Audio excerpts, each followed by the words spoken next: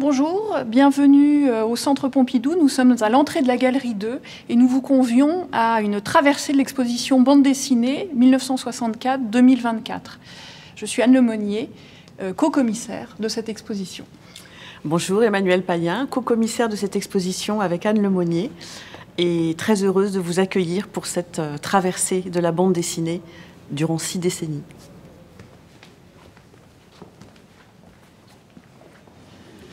Alors nous avons choisi d'ouvrir cette exposition par les années 60.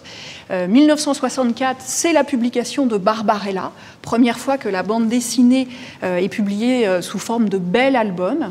1964, c'est également la publication de la revue Garo, qui fait entrer le manga japonais dans une autre ère. Bouleversement graphique et narratif total dans ces années 60 et également sur le territoire des États-Unis avec la publication des comics underground. Dans les années 60, la bande dessinée, s'éloignant un peu de son dialogue avec la jeunesse et de sa tonalité humoristique, s'attache à des sujets beaucoup plus graves, à destination des adultes. Et c'est cette traversée, ce récit que nous avons souhaité composer avec vous, rassemblant 750 planches, donc énormément d'originaux, et rassemblant plus de 130 auteurs et autrices qui vont dialoguer les uns avec les autres au cours d'un parcours thématique. Des thèmes qui sont davantage des émotions, des sensations. Ici, le rire. Dans cette salle, nous avons rassemblé toujours des 3 continents, des auteurs et des autrices, avec un récit qui file sur 2 gags, un gag, donc de manière très brève, alors que dans l'ensemble de l'exposition, nous avons privilégié le séquençage de manière à ce que chacun puisse rentrer dans des bribes de récit. Les grands auteurs attendus, en particulier par le tout jeune public, sont là. Uderzo, Maurice avec Lucky Luke, ici les Peanuts, mais aussi le Japon avec un prêt des planches de Doraemon là-bas. Les 3 territoires, toujours dialogue. Alors du rire aux larmes, ici nous gagnons l'effroi avec ce magnifique dessin de Blanquet qui nous accueille. Du côté de l'Europe, la question de l'effroi est davantage traitée dans des récits qui questionnent le monstrueux, l'hybridation, des récits étranges et dérangeants. Tandis qu'au Japon, c'est vraiment un genre en soi, tout comme aux États-Unis. Nous passons devant les planches d'Hideshi Inno, ici les planches de Gutanabe, et puis celle de Kazuo Umezu, qui est un prêt exceptionnel, des planches qui n'ont jamais quitté le Japon. De l'effroi au cauchemar et au rêve, il n'y a qu'un pas.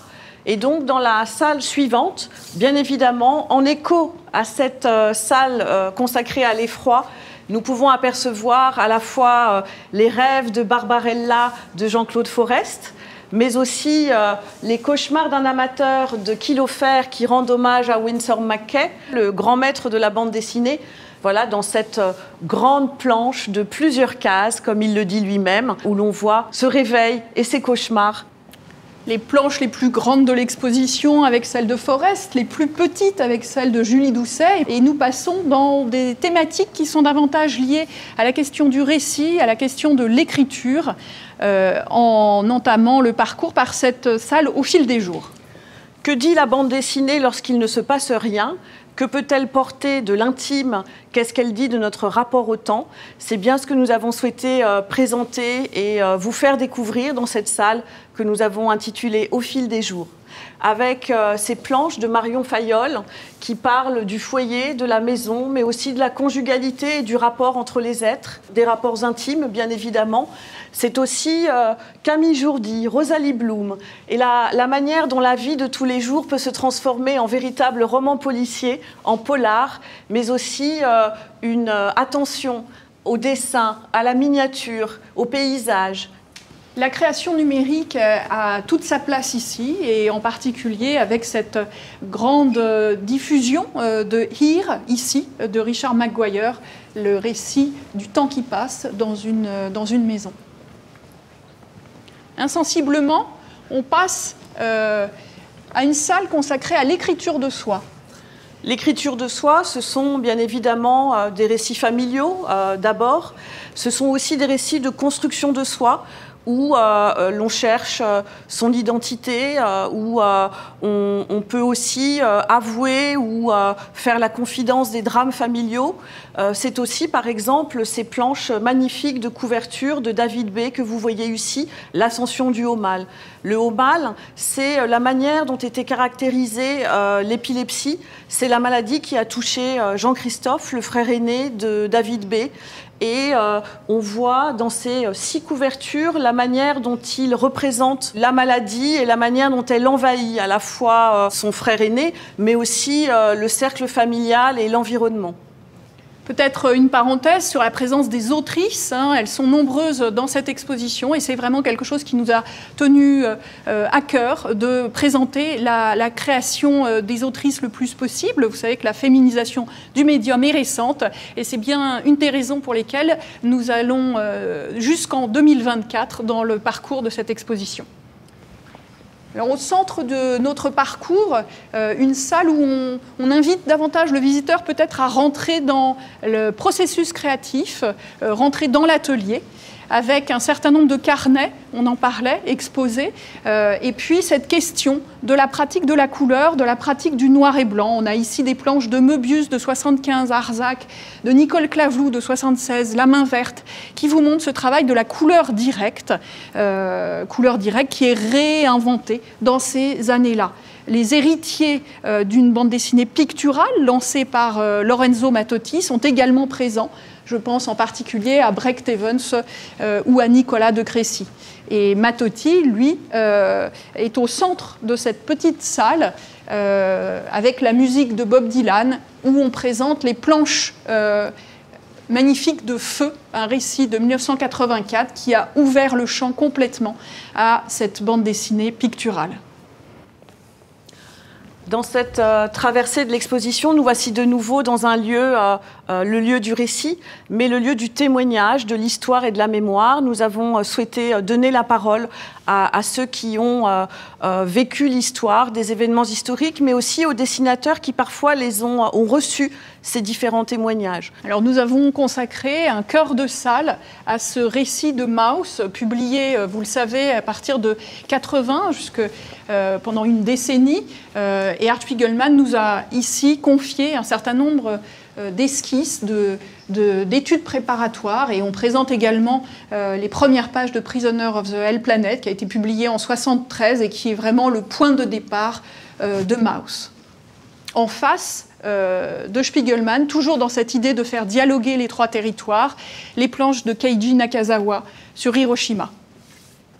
La bande dessinée s'intéresse aussi à la littérature, bien évidemment, et aussi adapte des romans. C'est cette question de l'adaptation littéraire que nous avons choisi de privilégier dans cette salle, avec des auteurs qui ont transposé, parfois dans un univers contemporain, comme le fait Posy Simmonds, les romans classiques que nous connaissons. C'est par exemple le cas de Posy Simmonds, Emmanuel en parlait, mais aussi de Windschluss, qui adapte le récit de Carlo Collodi en donnant une lecture extrêmement sombre, extrêmement caustique. Le petit pantin de bois devient un robot. Geppetto est un ingénieur à la solde des puissances néolibérales. Et ce récit est donc transformé en une écriture extrêmement virulente, extrêmement sombre. Cette salle a une particularité, c'est que nous avons choisi d'associer un artiste de l'IRCAM, Sébastien Gaxi, à la construction de cette scénographie. Et vous pourrez y découvrir donc une composition sonore qui vient découper et à la fois accompagner la lecture des planches et la découverte des textes.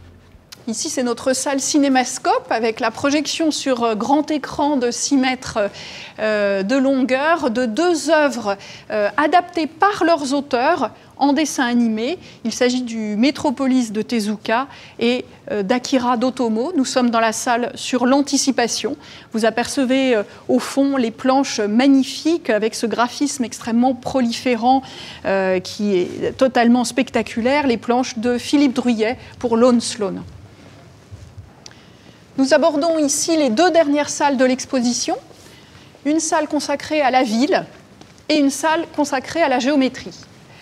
Au cœur de la salle, nous avons présenté cette ville fantasmatique de Dominion que Seth, le dessinateur canadien, a désiré créer en 3 dimensions pour pouvoir y situer son récit de Clyde Fans, dont vous voyez une séquence derrière vous. C'est vraiment une façon d'entrer dans l'espace mental du créateur, dans cette littérature urbaine totalement fantasmatique, ou en tout cas qui crée des villes fantasmées, des villes imaginaires, ce qui est également le cas de plusieurs des villes qui sont ici exposées, les cités obscures de Skuyton et Peters, bien sûr, mais aussi la New York-sur-Loire imaginée par Nicolas de Crécy. La bande dessinée aime la ligne et l'architecture de la ville et de l'espace urbain. Elle aime aussi la géométrie et elle s'amuse en fait de cette composition et de la liberté qu'elle peut avoir par rapport au périmètre de la page, au périmètre de la case. Voilà la manière dont elle va finalement aller en dehors des cases et trouver son propre rythme et son propre langage. Dans cette salle consacrée à la géométrie, l'univers urbain de Yokoyama, par exemple, est mis à l'honneur avec ses planches de travaux publics. Mais aussi, la géométrie, elle se compose avec ces planches de Guido Crepax qui a utilisé à la fois la ligne, la verticalité, l'horizontalité pour mieux justement les éclater dans son récit Valentine.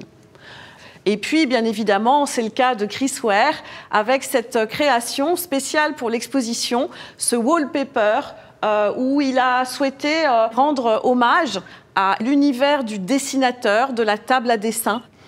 C'est une table à dessin qui est mise en relation par Chris Ware avec ce grand panorama, non seulement de son univers narratif, on y retrouve la plupart de ses personnages, mais aussi un panorama de la ville de Paris, qui est une sorte d'hommage qu'il rend à notre ville, et en particulier au Centre Pompidou qu'il a souhaité représenter ici.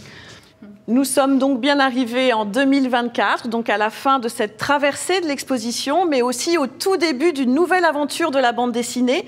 Et donc c'est ici, sur ce seuil, que nous vous donnons rendez-vous pour visiter bien évidemment cette exposition qui est disponible et qui est ouverte jusqu'au 4 novembre prochain.